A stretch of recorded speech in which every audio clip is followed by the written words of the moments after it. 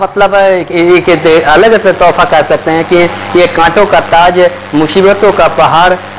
हर किसी के नसीब में अलग अलग तोहफे मिलते हैं, लेकिन मनमोहन सिंह के नसीब में फिलहाल इस तरह के तोहफे इंतजार कर रहे हैं। प्रधानमंत्री मनमोहन सिंह फिलहाल अमेरिका में है, अमेरिका से अब रवाना होंगे और कल सुबह तक भारत आने वाले हैं, लेकिन उनके आने के इंतजार में ये तोहफे इंतजार कर रहे हैं। लगातार भ्रष्टाचार है, महंगाई है, और उसके बाद लगातार 2G का घोटाला का मामला है, मंत्रियों की घेराबंदी है, सामाजिक कार्यकर्ताओं का जवाब प्रेशर है, आंदोलन है, लोगों का जन आंदोलन है। ये सारे अब प्रधानमंत्री को घेरे में लेने के लिए तैयार हैं। और सबसे बड़ी बात है कि प्रधानमंत्री को खुद को भी इस भ्रष्टाचार से साफ दिखाना है, खुद को भी बचाकर निकालना है। तो ये भी काफी चैलेंजिंग है और प्रधानमंत्री के लिए इस तरह के तोहफे अभी इंतजार कर रहे हैं। नीलाभ जी बिल्कुल विनय, आपने बिल्कुल सही कहा कि राह जो है प्रधानमंत्री का जो तोहफा है कहीं ना कहीं वो कांटों का ताज बन चुका है।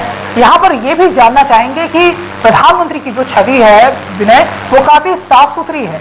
ऐसे में प्रधानमंत्री जो 79 साल के हो गए हैं, जो देश की राजनीति को समझते हैं, कहीं ना कहीं वो भी इसकी चपेट में आंच में आते दिख रहे हैं। इस बारे में क्या कहेंगे विनय? देखिए, प्रधानमंत्री साफ सुथरी छवि के हैं, उन पर उनके ऊपर भ्रष्टाचार के सीधे आरोप नहीं है, लेकिन देश के लोग, देश के राजनीतिज्ञ, देश के जो बड़े जानकार मानते हैं, जो राजनीति के जानकार कहें या देश के आर्थिक मामलों के जानकार कहें या विशेषज्ञ कहें, सबका मानना है कि ऐसे प्रधानमंत्री का लेकर क्या करना है, जो खुद तो पाक साफ बताते हैं, लेकिन सारे भ्रष्ट नेताओं को, सारे भ्रष्ट जो मंत्री हैं उनका मुखिया बने हुए हैं, उन्हीं का सरताज बने हुए हैं, उन्हीं के अंडर में, उन्हीं के देख रेख में सारे एक से बढ़कर एक घोटाले हो रहे हैं। चाहे 2G घोटाला हो, स्पेक्ट्रम का घोटाला साफ है, उसके बाद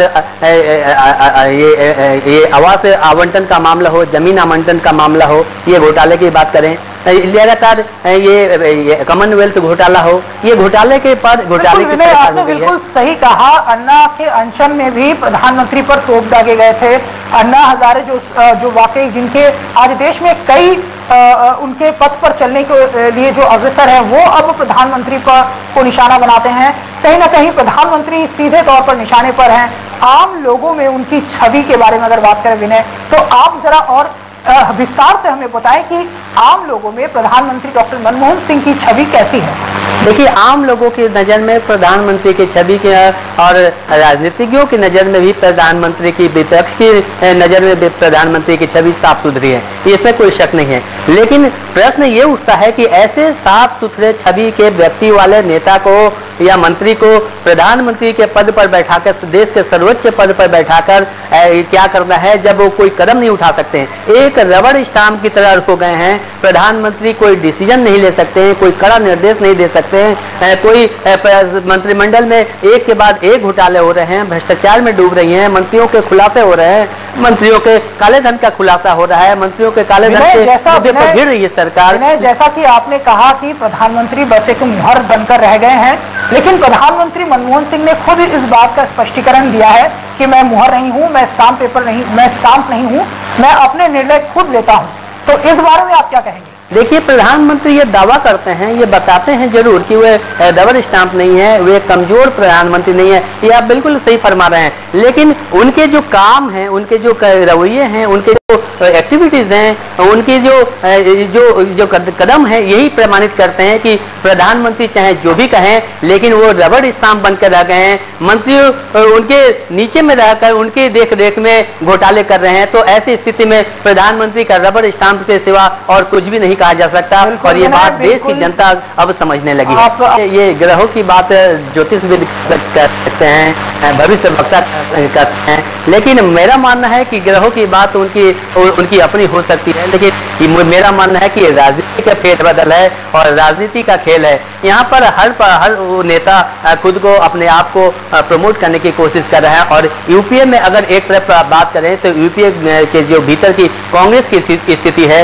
उसमें भी डमाडोल स्थिति चल रही है। प्रणब मुखर्जी हैं जो देश के सबसे वरिष्ठ मंत्री हैं, सबसे वरिष्ठ राजनेता हैं, लेकिन बावजूद इनके सबसे काबिल नेता भी हैं, लेकिन इन्हें प्रधानमंत्री की कुर्सी नसीब नहीं हो रही है। और सबसे काबिल होने के बावजूद देश की जितनी समस्याएं आती है, देश पर चाहे जो भी समस्याएं विपत्ति आती है, राजनीतिक समस्या की बात करें, आर्थिक समस्या की बात करें या विदेशी समस्या की बात करें, हर समस्या का निदान प्रणब मुखर्जी करते हैं। लेकिन ये प्रणब मुखर्जी के लिए विडंबना है कि वो देश का बागडोर अपने हाथों में नहीं ले सकते। यानी कि यूपीए की जो चेयरपर्सन है सोनिया गांधी आज भी उन पर पूरी तरह से विश्वास नहीं कर पाती, जिसके चलते आज भी प्रणब मुखर्जी को देश के प्रधानमंत्री होने से वंचित होना पड़ा है। लेकिन इन सब के बावजूद ये क्षोभ है, ये जो गुस्सा है, ये कहीं ना कहीं अपनी जगह कभी कभी बना लेता है। और ये जो समस्या पैदा हुई है, जो वर्तमान यूपीए की सरकार की समस्या पैदा हुई है, यानी कि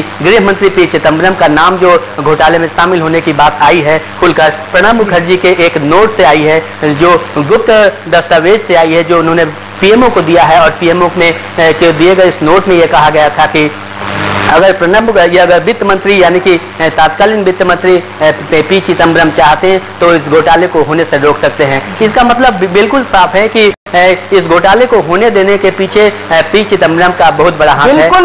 बिल्कुल विनय, यहाँ पर एक अहम सवाल ये उठता है कि अगर किसी टीम में अगर कोई खिलाड़ी उस पर आरोप लग रहा हो कि वो अच्छा नहीं खेल रहा, तो उस टीम से उसको बाहर कर दिया जाता है, जिसमें कप्तान की जो भूमिका होती है वो बहुत महत्वपूर्ण होती है। ऐसे में मनमोहन सिंह जो देश का नेतृत्व दे रहे हैं, जो देश के कप्तान फिलहाल हैं, हम मान के चल सकते हैं ऐसा, तो उनके टीम में अगर कोई नेता ऐसा है जो देश के हित में काम नहीं कर रहा हो या जो आम जनता के लिए काम नहीं कर रहा हो, तो यहां पर डॉक्टर मनमोहन सिंह यानी प्रधानमंत्री को कोई कठोर निर्णय लेने में क्यों परेशानी हो रही है? देश के नेता की बात करें, अब कप्तान की बात करें, लेकिन कप्तान वीक कप्तान है, कमजोर कप्तान है और अपनी स्थिति उस स्थिति में नहीं है कि वो निर्णय ले पाए। और दूसरी तरफ अगर कप्तान की बात करें तो प्रणब मुखर्जी के ये जो चक्रव्यूह अभी तैयार हुआ है, उस कप्तान का नाम भी उस चक्रव्यूह में शामिल है। यानी कि गृह मंत्री के साथ साथ जो कप्तान है पीछे। बहुत बहुत धन्यवाद विनय, बहुत धन्यवाद विनय, आपको यहाँ पर रोकना चाहेंगे। तो ये थे हमारे सहयोगी विनय भारद्वाज जो हमें बता रहे थे और हर पहलू पर नजर रख रहे थे। ताजा विशेष में आज फिलहाल इतना ही, मुझे दीजिए इजाजत, देखते रहिए ताजा टीवी।